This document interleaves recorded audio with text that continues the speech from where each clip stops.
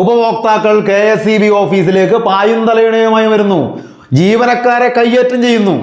ഞങ്ങളുണ്ടാക്കുന്ന ഉൽപ്പന്നം വളരെ കുറച്ചു വാങ്ങിയാൽ മതി എന്ന് പറയുന്ന ഒരേ ഒരു സ്ഥാപനം നമ്മുടെ KSEB മാത്രമാണ്. തിരുവനന്തപുരത്ത് വമ്പൻ കോർപ്പറേറ്റ് ഓഫീസ്, ജില്ലാ ആസ്ഥാനങ്ങളിലും സമാനമായ ഓഫീസുകൾ, 800ഓളം വരുന്ന വിതരണ ഓഫീസുകൾ, സബ് സ്റ്റേഷനുകൾ, ജനറേറ്റിംഗ് സ്റ്റേഷനുകൾ, ഇതെല്ലാം ഏകോപിപ്പിക്കുവാൻ കളമശ്ശേരിയിലെ LD സെന്റർ, എന്തിനും തയ്യാറായ മിടുമിടുക്കന്മാരായ 25,000-ലധികം ജീവനക്കാർ, സ്വന്തമായും കരാറടിസ്ഥാനത്തിലും നിരവധി വാഹനങ്ങൾ, കിലോമീറ്ററുകളോളം നീണ്ടുകിടക്കുന്ന കമ്പിയും കാലും, അത്രയ്ക്ക് വലിയ ഭീമനാണ് നമ്മുടെ KSEB.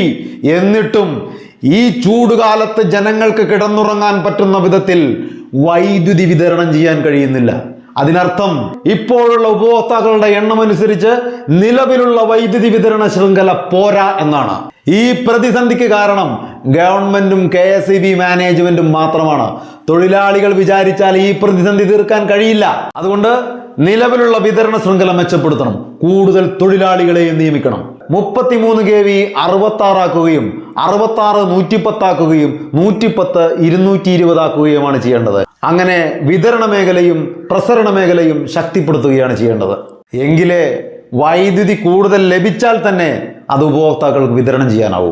കൂടിയ വില കൊടുത്താൽ എത്ര യൂണിറ്റ് വൈദ്യുതിയും ഇന്ത്യയിൽ വാങ്ങാൻ കിട്ടും? അതിനർത്ഥം ഇന്ത്യയിൽ വൈദ്യുതി പ്രതിസന്ധി ഇല്ല എന്നാണ്. കുറഞ്ഞ വിലക്ക് വൈദ്യുതി വാങ്ങാനുള്ള കരാറുകൾ ഉണ്ടാക്കുകയാണ് വേണ്ടത്, അല്ലാതെ കോർപ്പറേറ്റുകൾക്ക് കീഴ്പ്പെടുകയല്ല ചെയ്യേണ്ടത്. നേരാംവണ്ണം വൈദ്യുതി വിതരണം നടത്താത്തതിലൂടെ കൃത്രിമ പ്രതിസന്ധി ഉണ്ടാക്കി വൈദ്യുതി മേഖലയെ സ്വകാര്യവൽക്കരിച്ചാൽ മതി എന്ന് ജനങ്ങളെ കൊണ്ട് തന്നെ പറയിപ്പിക്കുക എന്നതാണോ നിങ്ങളുടെ ഉദ്ദേശം? ഗുണമേന്മയുള്ള വൈദ്യുതി, തടസ്സമില്ലാത്ത വൈദ്യുതി, അതാണ് KSEBയുടെ മുദ്രാവാക്യം. കേരളത്തിൽ ഒരു ദിവസം എത്ര പുതിയ കണക്ഷനുകൾ ഉണ്ടാകുന്നു എന്ന് മാനേജ്മെന്റിനറിയാം. ചൂടുകാലത്ത് എത്ര യൂണിറ്റ് വൈദ്യുതി വേണമെന്നും എന്തെല്ലാം ഒരുക്കങ്ങൾ നടത്തണമെന്നും മാനേജ്മെന്റ് അറിഞ്ഞിരിക്കണം. അതാണ് മാനേജ്മെന്റ്. ഗവൺമെന്റും കൃത്യമായി കാര്യങ്ങൾ മനസ്സിലാക്കി പ്രവർത്തിക്കുന്നതിൽ പരാജയപ്പെട്ടിരിക്കുകയാണ്. സത്യത്തിൽ എനിക്ക് ലജ്ജ തോന്നുകയാണ്.